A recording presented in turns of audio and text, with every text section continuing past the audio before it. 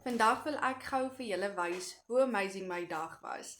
Kyk net hoe lekker het ons in die dorp rondgeloop en ek vra jou, as 'n doodnormale ouer, wanneer laas kon jy sonder 'n sakrekenaar in die dorp geloop het?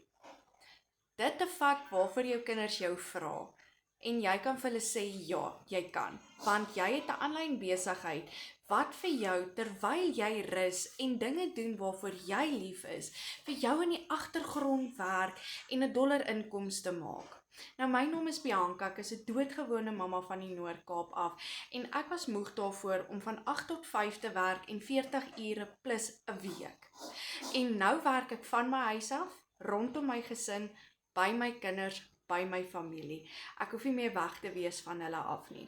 As jy wil weet hoe ek dit regkry met 'n aanlyn besigheid wat 24/7 vir my werk terwyl ek rus of dinge doen waarvoor ek lief is, stuur vir my vryheid in die comment section of los 'n boodskap en ek gaan jou presies wys hoe ek dit regkry en soveel ander ook wat moeg was om 40 na 45 ure plus 'n week te werk en altyd daai laaste week van die maand moedeloos is en te sit en wonder, hoe gaan ons die volgende dinge koop?